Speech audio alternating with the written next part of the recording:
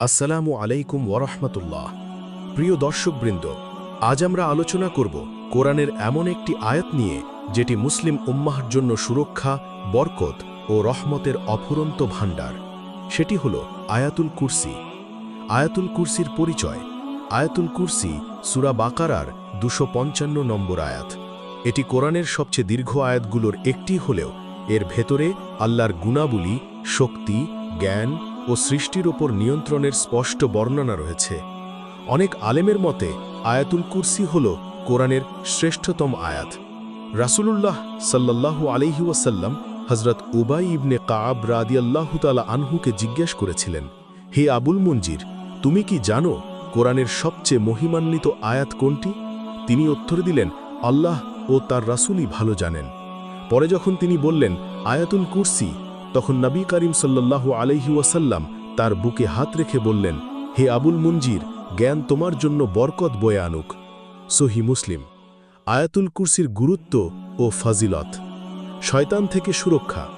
সহিহ বুখারীর হাদিসে এসেছে, হযরত আবু হুরায়রা রাদিয়াল্লাহু তাআলা আনহু একবার যাকাত পাহারা দিচ্ছিলেন। এক ব্যক্তি চুরি করতে এলো। বারবার ধরার পর সে বলল, তুমি যদি রাতে ঘুমোতে যাওয়ার আগে আয়াতুল কুরসি পাঠ করো, তাহলে সকাল পর্যন্ত আল্লাহ তোমার জন্য একজন রক্ষক নিয়োগ করবেন, আর শয়তান তোমার কাছে আসতে পারবে না। রাসূলুল্লাহ সাল্লাল্লাহু আলাইহি ওয়াসাল্লাম শুনে বললেন, সে মিথ্যাবাদী হলেও এ কথাটা সত্য বলেছে। সহিহ বুখারী হাদিস নাম্বার 2311। রাতের নিরাপত্তা। রাসূলুল্লাহ সাল্লাল্লাহু আলাইহি ওয়াসাল্লাম বলেছেন, যে ব্যক্তি রাতে ঘুমানোর আগে আয়াতুল কুরসি পড়বে, আল্লাহ তাআলা তার জন্য একজন পাহারাদার নিয়োগ করবেন এবং শয়তান সকাল পর্যন্ত তার কাছাকাছি আসতে পারবে না। প্রতিটি ফরজ নামাজের পর জান্নাতের নিশ্চয়তা। রাসূলুল্লাহ সাল্লাল্লাহু আলাইহি ওয়াসাল্লাম বলেছেন, যে ব্যক্তি প্রতিটি ফরজ নামাজের পর আয়াতুল কুরসি পড়ে, মৃত্যু ছাড়া তাকে জান্নাতে প্রবেশে কোনো কিছু বাধা হয়ে দাঁড়াবে না। সুনান নাসাই, সহিহ তিরমিজি। দোয়া কবুল হওয়ার মাধ্যম। আলেমগণ বলেন, দোয়ার আগে বা পরে আয়াতুল কুরসি পড়া দোয়া কবুল হওয়ার সম্ভাবনা বাড়িয়ে দেয়। ঘর, বাড়ি ও পরিবারের সুরক্ষা। যদি ঘরে প্রবেশের সময় আয়াতুল কুরসি পড়া হয়, তবে ঘর শয়তান থেকে নিরাপদ থাকে। আয়াতুল কুরসির মধ্যে নিহিত শিক্ষা।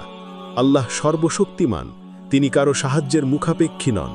তার জ্ঞান আসমান জমিন জুড়ে বিস্তৃত। ঘুম বা তন্দ্রা তাকে গ্রাস করে না। সব কিছুর মালিক ও নিয়ন্ত্রণ শুধুমাত্র আল্লাহ। অতএব যে ব্যক্তি আয়াতুল কুরসি পাঠ করবে, সে আসলে আল্লাহর মহিমা স্বীকার করছে এবং আল্লাহর কাছে আশ্রয় চাইছে। আমাদের জীবনে আয়াতুল কুরসির ব্যবহার। প্রতিটি ফরজ নামাজের পর পাঠ করা, রাতে ঘুমানোর আগে পাঠ করা, ঘরে প্রবেশের সময় পাঠ করা, ভ্রমণে বের হলে পড়া, ভয় বা দুশ্চিন্তা হলে পড়া।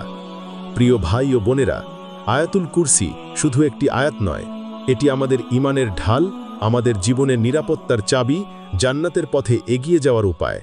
আসুন আমরা নিজেরা প্রতিদিন নিয়মিত আয়াতুল কুরসি পাঠ করি এবং আমাদের সন্তানদেরও শেখাই। আল্লাহ আমাদের সবাইকে আয়াতুল কুরসির ফাজিলাত থেকে উপকৃত হওয়ার তৌফিক দিন।